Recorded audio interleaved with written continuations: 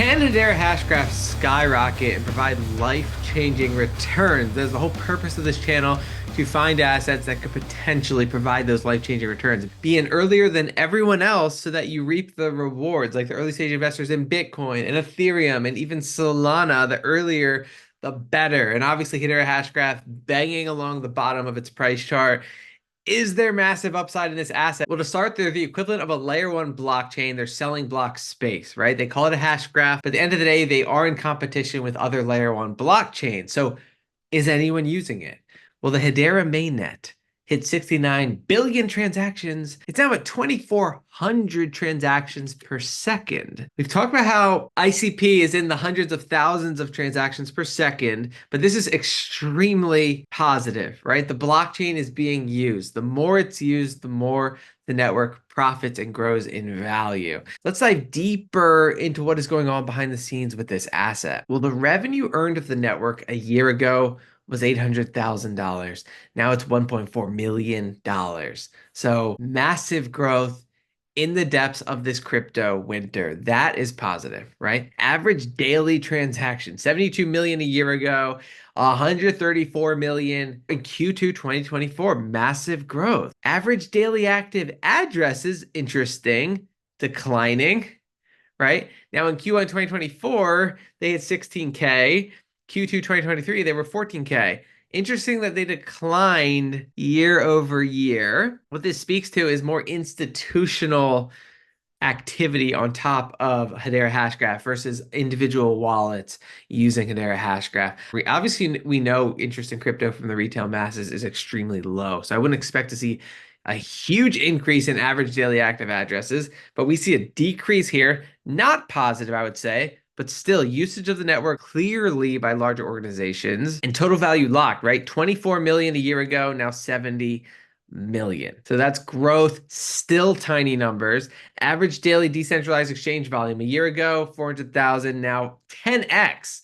Right, so we're seeing decentralized exchange volume. We're going to have to dive into SaucerSwap, which is a tiny market cap asset. It's a way to get exposure to Hedera Hashgraph without owning Hedera Hashgraph, but clearly, as the Hedera Hashgraph ecosystem grows, these tiny dexes boom, right? So average daily dex volume now 4.4 million. That is surprising in this crypto winter. So we're seeing some growth. And then stable coins, there were 3.5 million a year ago. Now there's 10.2 million now. Still tiny, tiny numbers. So broadly speaking, positive growth for this asset. Now let's talk about tokenomics. We have to cover the pros and cons. We are not biased at all, right? Because what we want to do is find the highest quality assets.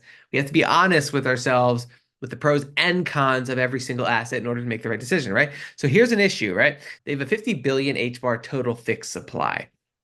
There's currently 37 billion HBAR in circulation, which means there's only 13 billion more to go. And what's held Hedera back so far has been dumping of Hedera tokens on the market. The report estimates that an additional 1.5 billion HBAR will be unlocked next quarter. Of this amount, 94% is allocated to ecosystem and open source development.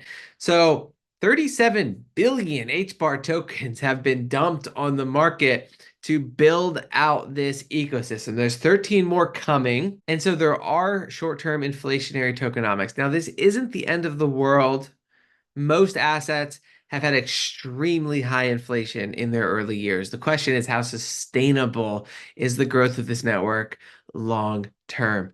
If they've been dumping money into this space and they only have 13 left to go, will they be able to continue this massive growth for the next few decades, right? These are long-term assets. Now, the total supply of HBARs may not be modified without the unanimous consent of the members of the Hedera Council. The fact is the total supply can increase. Now, the total supply of Bitcoin can actually increase with enough say from the mining pools. So a fixed supply is kind of not exactly true. That's a con with HBAR. We're seeing growth. Tokenomics, not exactly ideal at this point, but most assets have some sort of inflation. So it's not the end of, like Solana, no fixed supply. It hasn't hurt Solana at all. So we have to dive deeper into this ecosystem.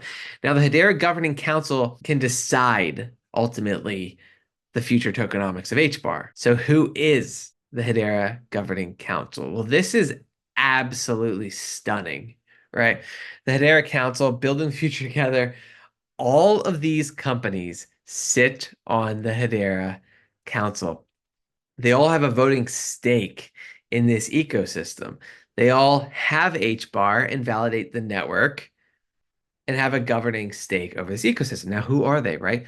They're all multi-billion dollar companies. Almost every single one of these. Boeing, Dell, Deutsche Telekom, France's EDF, DLA Piper is a multi-billion dollar law firm. Google, Hitachi, IBM, LG, it goes on and on. Mondelez, it's a multi-billion dollar food company. Standard Bank, right? This is massive, right? Now, again, there's pros and cons. Obviously, this is powerful, right? Just looking at this, you think Hedera Hashgraph won the institution adoption game. The only issue is a lot of these assets sit on other governing councils, right? Like Deutsche Telekom sits on the Fetch AI, the Artificial Superintelligence Council, right?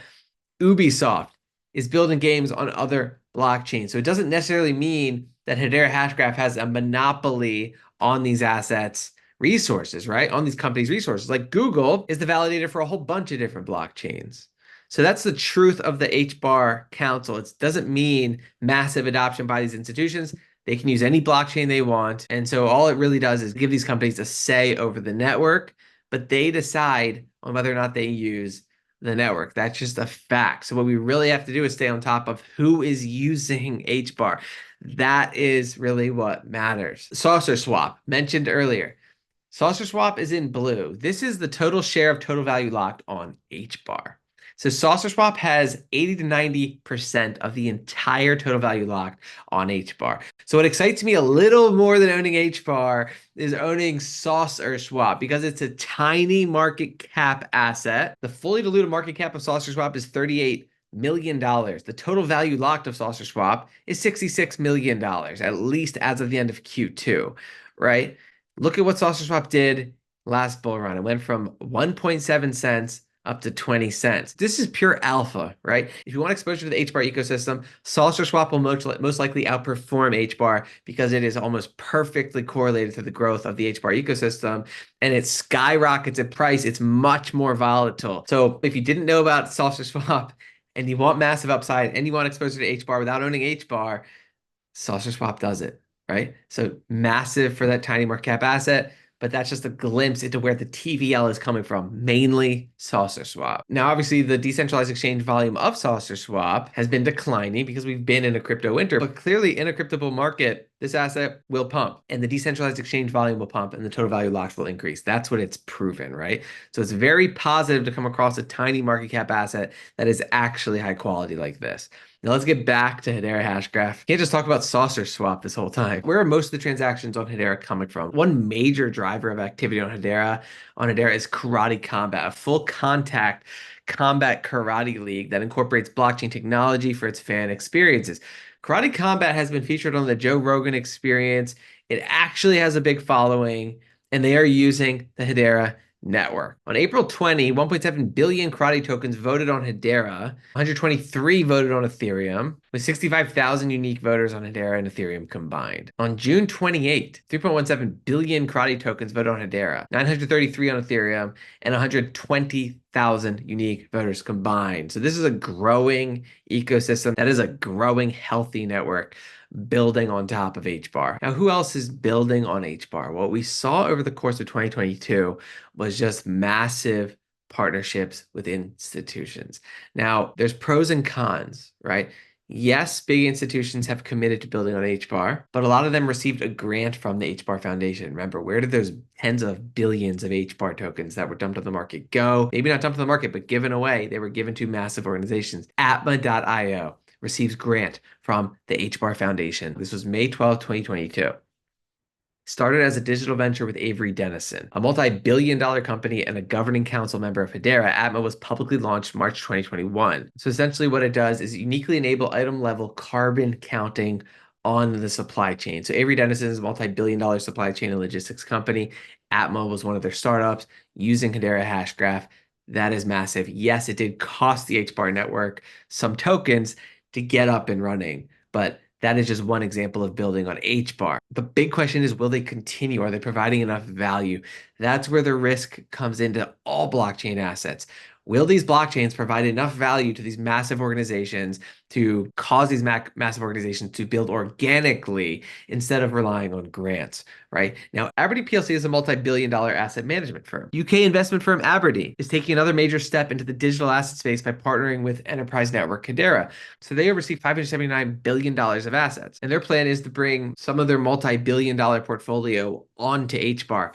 We haven't seen that yet, right? We just haven't seen it yet. And here's another partnership we haven't seen, but it was announced. LG, the massive multi-billion-dollar TV company, launches its own sustainable NFT platform, enabling millions of users to quickly and easily buy and sell digital artwork on the Hedera network. They want to integrate that into all their TVs. Another partnership that actually happened on July 12th, 2024. Deloitte, a multi-billion-dollar consulting and accounting firm, partners with Hedera Hashgraph. According to the announcement, this partnership aims at fighting greenwash and proper tangible impact of reporting through a new tool, environmental and social impact, built on Hedera Hashgraph.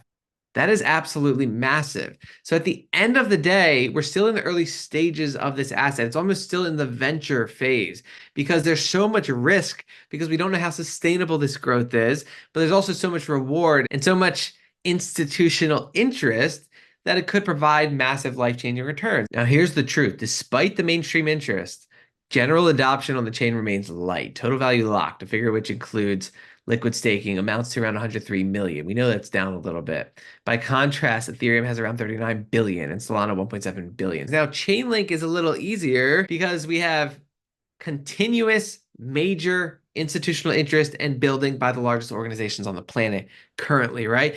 Hedera Hashgraph, a little more of a question. Still has that question mark, unfortunately, even though you wouldn't expect that with its massive governing council and institutional interest, right? You wouldn't expect it to have this low growth, especially because they've already spent 37 billion HBAR tokens, right? There's only 13 billion left. Will they increase that supply? Most likely, if I had to guess, the council will vote to increase the supply of Hedera Hashgraph, which would not be positive. It doesn't do me any favors to point out the negatives of assets like Hedera. I think the people are great. I think their vision is great. I think their intentions are great. I want to see this thing thrive, but it's just a work in progress. Yes, if this massive governing council actually builds on top of Hedera, the sky is the limit. This will hit $10 per token. It could be $1 trillion asset. But there's still a question around that. That is all I'm saying. So what venture capitalists do is they spread their money across 70 different assets. One of them will 10,000x. If the others go bankrupt, it doesn't matter. So this one has plenty going for it, but there's also a lot of risk associated with it because there's still that question mark. Will the institutional adoption occur? Now, obviously, again, going back to the fact that there's 2,000 transactions per second, very, very, very positive and a very positive indicator for future growth. We're just not seeing the type of institutional adoption you would expect. Now, that could be coming. That's where the risk and reward lies for this asset. Personally, I like SaucerSwap. It's a tiny market cap asset way of getting exposure to HBAR. For its tiny market cap, it has significant adoption, significant TVL, and yes, it will outperform HBAR over the long term because as HBAR does well, its decentralized exchanges will do extremely well, and SaucerSwap is so well positioned to take advantage of that. Not financial advice, just a fact. Let me know if you have any questions on this asset or if you want me to cover any other assets.